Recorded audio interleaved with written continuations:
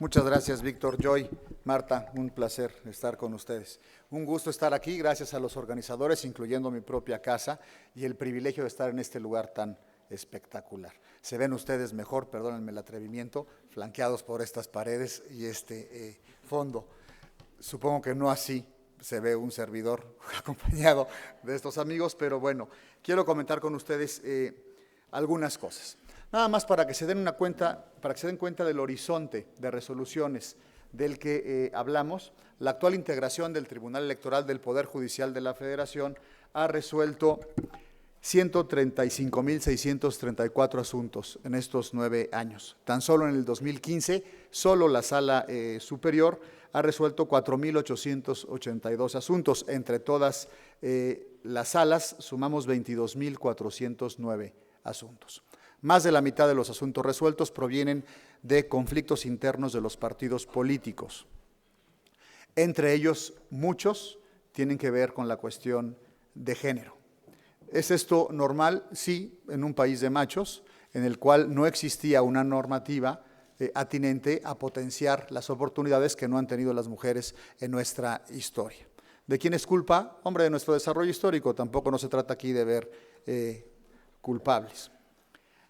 ¿Están mal los partidos por tener tantos procesos internos judicializados? Creo que no. Lo que tenemos hoy en el país es la verdadera oportunidad de que cualquier persona puede contender en una elección interna para ser candidato o ser dirigente de un partido político, y cualquier persona está en condiciones reales de ser representante popular. Claro, la política pues es aguerrida por naturaleza, y qué bueno que se tenga la justicia constitucional detrás para poder resolver los conflictos que violan derechos políticos electorales. Ahora bien, el trabajo judicial es ingrato por naturaleza. Cuando menos el 50% de la población o de las partes en el juicio no están de acuerdo con lo que se resuelve. ¿Quiénes? Los que pierden el juicio.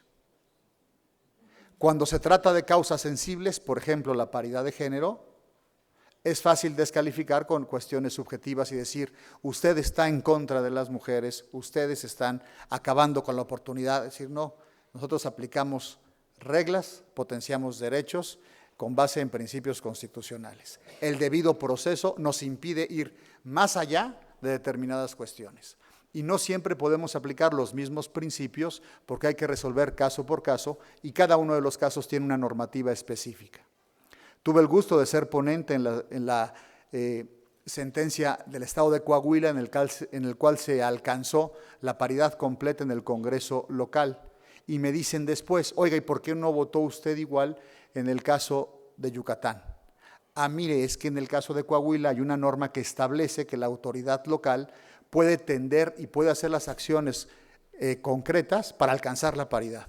Y a partir de ahí yo la aplico. En el caso de Yucatán se establece un sistema de cremallera en el cual la representación proporcional va uno por parte de la lista que manden los partidos, la mitad, y la otra mitad a partir del resultado por porcentajes de votación. Si una persona tiene más porcentaje que otra, debe de entrar a la lista, con mucho respeto lo digo, sin ver cuál es el género. ¿Se deja de aplicar la paridad? No, la paridad no es un principio aplicable para ese caso. Dice Luis López Guerra, un magistrado del Tribunal Europeo de Derechos Humanos, que en todas las materias sujetas a la jurisdicción hay alguien de mala fe. En los juicios, el deudor que no le paga al acreedor, el delincuente que le infringe un daño a la víctima, el patrón que despide injustificadamente a la trabajadora o al trabajador. El problema es que en derecho electoral, dice este magistrado del Tribunal Europeo de Derechos Humanos, las dos partes son de mala fe, ¿no? El punto está en que no hay nada más subjetivo que la política, nada. Bueno, el amor, pero mi materia no es tan feliz, digamos. De verdad, las partes en los juicios creen que tienen razón y ven todo a través del prisma de sus colores. Eso es normal. Ahora, no me quejo, no soy una monja vendiendo galletas y sé perfectamente bien cuál es mi trabajo y, si se me permite, cuál es mi clientela. Cuando los temas son pasionales como la política e incluyen temas tan sensibles como la paridad de género en un país históricamente machista, los juicios suelen, en ocasiones, me refiero al juicio social, después de emitidas las sentencias o de aplicadas las normas, suelen ser también subjetivas. No sin dosis de razón, aquí no es un juego de suma cero y no se trata de todo o nada, de blanco o negro. Y por ello creo que la principal característica de las razones verticales y horizontales tiene que ser la casuística, es decir, cuál es el tipo de norma que se aplica en cada uno de los estados. Nuestro federalismo es asimétrico, es decir, a partir de principios generales de la Constitución, cada una de las entidades federativas tiene la configuración de libertad legislativa. Puede hacer sus leyes siempre y cuando no violen principios en la manera en que consideren. Y por ello es que en Coahuila se aplica un criterio distinto al de Yucatán, en Yucatán al de Nuevo León al de Querétaro o Querétaro en Morelos. Y déjenme platicar un poco de este abanico, de este mosaico de resoluciones. Respecto de la reforma, apunto dos cuestiones. Uno, está mal diseñado por lo que hace a los tiempos. Los institutos electorales organizan las elecciones, se llevan a cabo, hace la calificación de las mismas o la asignación o declaración de validez, la entrega de constancias. Ello se puede impugnar en los tribunales locales y los tribunales locales tardan hasta 2 meses en resolver. Esto es impugnable en las salas regionales del Tribunal Electoral y tienen más o menos 1 semana para resolver. Eso es impugnable si viola disposiciones constitucionales con nosotros en la sala superior y tenemos 1 o 2 días para resolver. Hemos estado resolviendo antes de las tomas de posesión, el caso del Distrito Federal, Guerrero, Michoacán, Yucatán, Nuevo León, de madrugada, porque nos llegan los asuntos, nos ponemos a ver los expedientes, es imposible leerlos en menos de 10 o 12 horas y se tiene que leer todo, no es una cuestión de abreviar. Se hace un proyecto, se distribuye a los colegas, lo discutimos y estamos resolviendo de corrido. Algunos dicen sabadazo, sospechoso, ¿por qué de madrugada? Pues si ven ustedes la hora a la que llegan los casos, cómo se sustancia y cómo se resuelve, apenas estamos resolviendo. Hemos tenido algunos casos como el de Michoacán, en el cual la secretaria general de acuerdos del tribunal, por instrucciones de nuestro presidente, tuvo que llamar al Congreso para que no tomaran posesión porque ya estaban entrando y hubo algunos cambios. Hay también una cuestión que hay que definir y me parece muy importante y qué bueno que está aquí la senadora para que creo que lo puede proponer, ya que es una convencida de la causa. No sin antes decir que la ideología de los jueces democráticos, en eso creo firmemente, eso dije en la Corte cuando comparecí, antes de que me propusiera en terna al Senado de la República, y eso dije en el Senado, antes de que me votaran para integrar la Sala Superior. Repito, la ideología de un juez democrático es la del legislador democrático. No puedo aplicar un principio que no esté previsto en la ley, salvo que la Constitución o los documentos internacionales me mandaten a ellos. Pero ni la Constitución, ni la Convención, ni el Pacto, ni el Acuerdo para discriminar cualquier forma para acabar con cualquier forma de discriminación contra la mujer, nos permiten ir más allá. Y aquí los partidos políticos tienen una directriz específica constitucional para garantizar la paridad en las candidaturas. Y aquí tenemos el primer problema.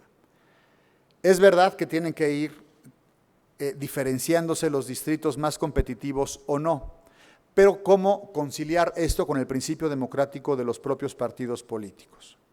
Claro que tienen que hacer acciones afirmativas y hacerlo, cumplieron en el ámbito federal. Tuvimos algunos casos grotescos como el de Chiapas, en el cual 1 semana antes mandamos a todos los partidos políticos a que cambiaran sus listas porque no habían cumplido con el principio de paridad en la postulación. Ahora, hay que diferenciar también en la paridad en la postulación o en la integración. Y esto se complica más cuando entra la representación proporcional.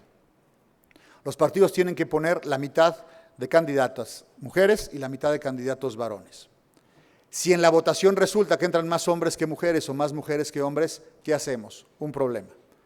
2, la representación proporcional puede compensar el número de integrantes femeninos o masculinos en mayoría dependiendo de la legislación. En Coahuila sí se puede, en otras no está previsto. Lo que hemos hecho es aplicar las normas, no es una valoración distinta. Cuando la representación proporcional es mixta, como los casos de Nuevo León o de Yucatán, que es muy complejo, o del Distrito Federal, en el cual los partidos presentan una lista cerrada, en primer lugar va Anita, en segundo Juan, en tercero Lupita, en cuarto Pedrito, etcétera, etcétera, la mitad entra ahí.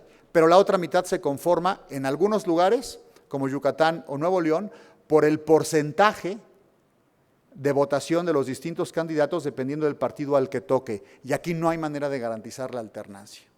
La alternancia la considero como un medio para alcanzar un fin que es la paridad. Y así está en las normas, no se puede ir más allá.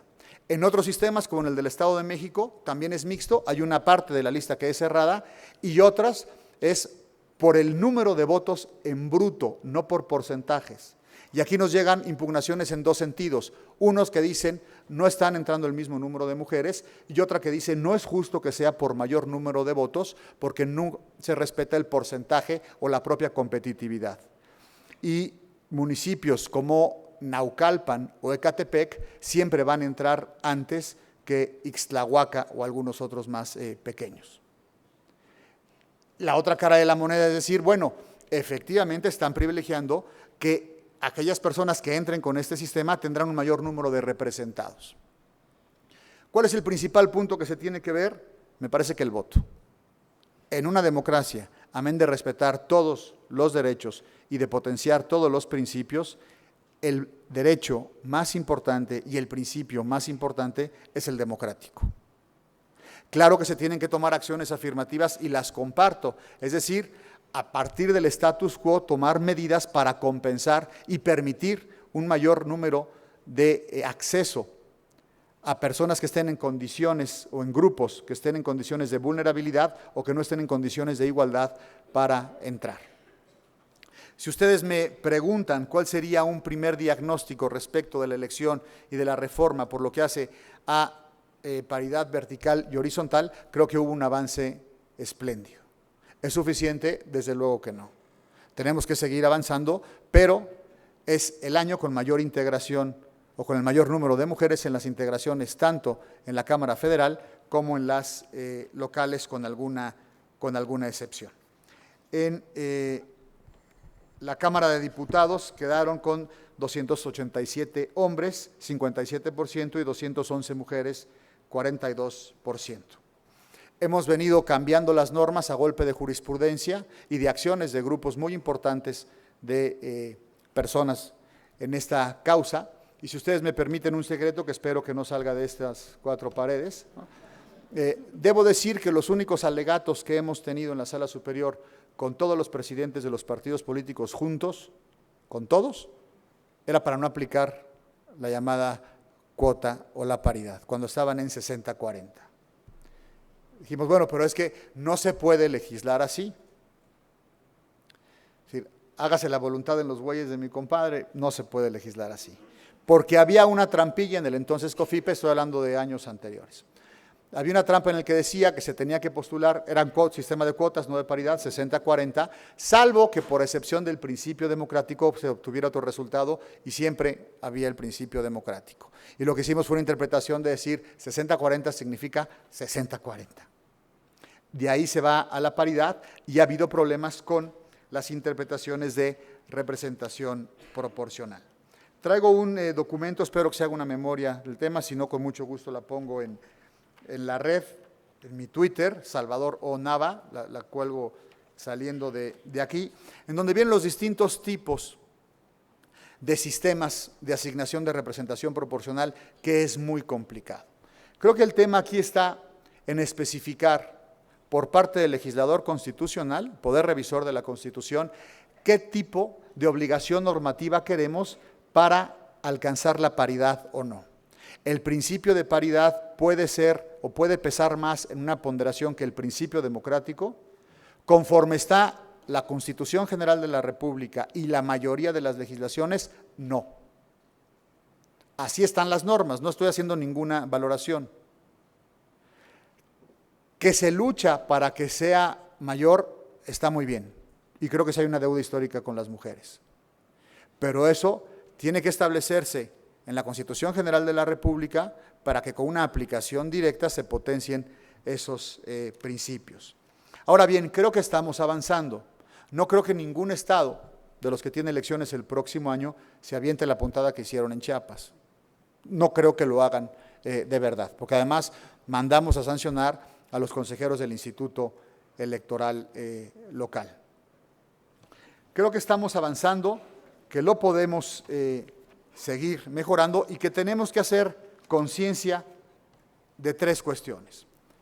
Tenemos, repito, un sistema federal asimétrico, no son las mismas normas para cada uno de los estados de la República y habría que definir si en materia de género se quiere un mismo principio para uniformar las acciones que hay o no. Eso se tiene que definir a nivel constitucional. Dos, tenemos el principio de libre configuración legal en el 115 y 116 constitucionales para, uno, cómo legislan los estados, cómo se conforman los ayuntamientos y cuál es el sistema de representación proporcional en las cámaras locales. Hay que definir también si se quiere especificar, porque la paridad es en ocasiones regla, por ejemplo, para la postulación de candidaturas, pero a veces es principio, es decir, permea, pero tiene que ponderarse con otros principios y se tiene que optar por el daño menor a otros derechos o a otros principios. Y esto es lo más difícil que tenemos que hacer los jueces. En Coahuila, repito, en la que fui ponente, sí pudimos hacerlo, porque era menor el daño que se hizo cambiando a algunos varones por algunas mujeres para lograr esa paridad. Repito, había una norma que nos permitía entrar hasta esos terrenos y lo que hicimos fue combinarlo con el principio democrático, es decir, vamos a cambiar a algunos varones que accedieron, digamos, por RP, a partir del principio de autodeterminación de los partidos. Vamos a respetar más, si se me permite la expresión, el derecho de autodeterminación de los partidos a aquellos que obtuvieron más votos y más porcentaje que los que menos, es decir, el cambio los hicimos con los que estaban abajo de la propia lista. Eso no se ha podido hacer en otras legislaciones. Déjenme dar por último, para no quedarme atrás con las tablas, aunque no las proyecte, algunos datos de cuáles fueron los resultados en estas elecciones en perspectiva comparada con la elección del 2012. En Baja California Sur, en el 12, entraron 6 mujeres contra 15 hombres. En esta elección entraron 9 mujeres y 12 hombres. En Sonora, de 33, en el 2012 entraron 8 mujeres y 25 hombres, ahora 13 mujeres contra 20 hombres. En Nuevo León, en el 2012, 7 mujeres y 35 hombres, ahora 16 mujeres y 26 hombres. San Luis Potosí, 5 mujeres y 22 hombres en el 12, 9 mujeres y 18 en el 15. Yucatán, 7 mujeres, 18 hombres en el 12, 12 mujeres y 13 hombres en el 15. En el DF, 17 mujeres y 49 hombres en el 12, 30 mujeres y 36 hombres en el 15. Guerrero, 8 mujeres, 38 hombres en el 12, 16 mujeres, 30 hombres en el 15. En Morelos, 7 mujeres, 23 hombres, fue la que se rompió, 6 mujeres, 24 en el 15. En el Estado de México, 14 mujeres y 61 hombres en el 12, contra 28 mujeres y 47 hombres en el 15. En Michoacán, 9 mujeres y 31 hombres en el 12, 16 mujeres y 22 hombres en el 15. 187 mujeres y 313 en el federal contra 211 y 287 aquí. Creo que el principal problema es cultural. Hace poco tuve un alegato en donde entraron más mujeres que hombres y llega un joven con una señora al alegato a mi oficina y me dice, mire usted, por estas cuestiones de género, la verdad es que entran muchas esposas, muchas novias a las listas porque tenemos que hacer el cambio. Yo no lo pude hacer porque soy joven, entonces entró mi mamá y la señora dice, efectivamente entré yo en lugar de mi hijo. Dice, pero debo decirle que nos salió mal el cálculo porque finalmente se decía en el partido de estos señores, de estos familiares, que no iba a entrar la señora por la asignación de RP, hicieron su cálculo de cómo iban a quedar y sí iba a entrar él por la alternancia.